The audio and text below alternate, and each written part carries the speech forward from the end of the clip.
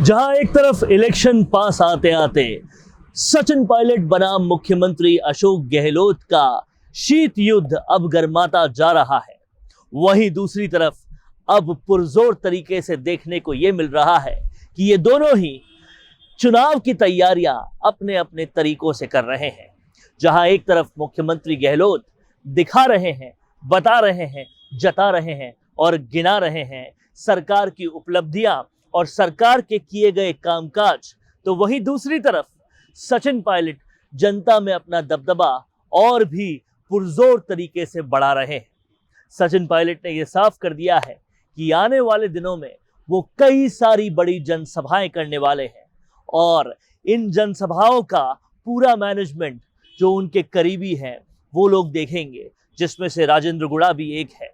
और वहीं दूसरी तरफ मुख्यमंत्री गहलोत हर तरीके से प्रचार, प्रसार, भाषण, हर तरीके से सरकार की उपलब्धियों और सरकार के किए गए कामकाजों को गिनाने में कोई कोर कसर नहीं छोड़ रहे।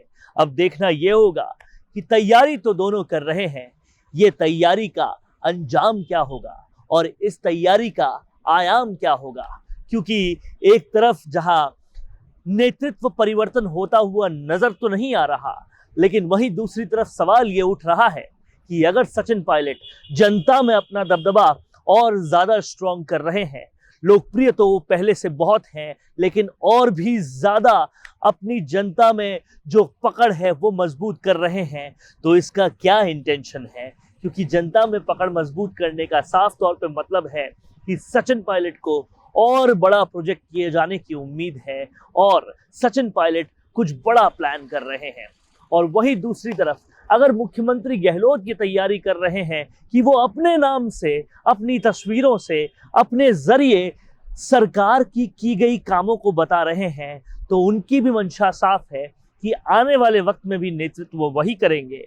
और अगर ऐसा है तो दोनों ही जो पक्ष हैं उनके बीच में ये शीत युद्ध आने वाले वक्त में भी गर्माता हुआ नजर आ रहा है। जैसे जैसे चुनाव पास आ रहे हैं वैसे वैसे ये बिल्कुल साफ है कि पायलट बनाम गहलोत बढ़ेगा, और अगर ये बढ़ा तो इनके समर्थकों में भी शीत युद्ध बढ़ेगा।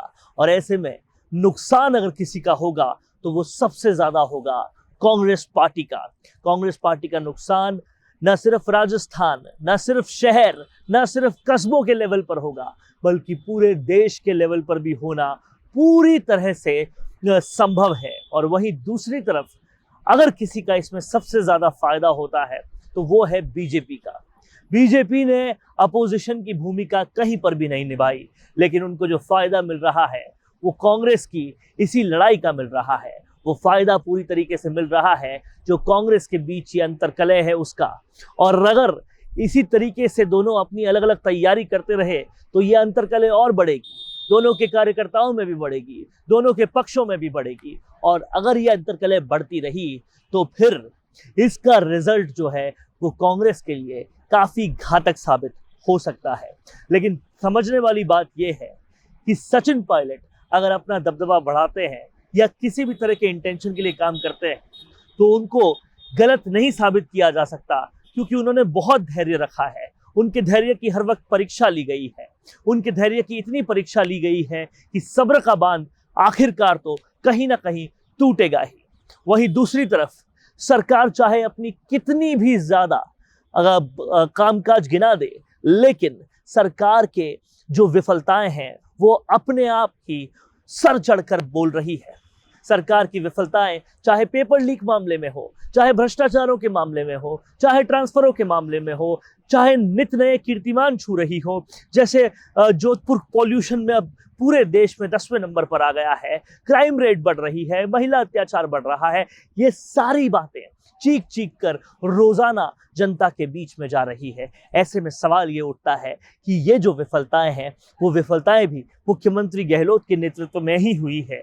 ऐसे में किस तरीके से इसे पाट पाएंगे और क्या जो उपलब्धि है वो इन विफलताओं से बड़ी है, अगर इसको पूरी तरह से एनालाइज करके निकले तो ऐसा नहीं है, क्योंकि बेरोजगार दुखी है, महिलाएं दुखी है, हर एक वर्ग किसी न किसी बात से दुखी है। और ऐसे में बड़ा सवाल ये उठता है कि सचिन पायलट बनाम अशोक गहलोत की ये जो दोनों इलेक्शन की तैयारियां हैं वो किस तरह से चलेगी, और इन तैयारियों में अब जो हो रहा है वो आगे किस अंजाम तक पहुंचेगा, क्योंकि जनता सब कुछ देख रही है, जनता सब कुछ जान रही है, और वो जनता अपना रिजल्ट भी दे देगी।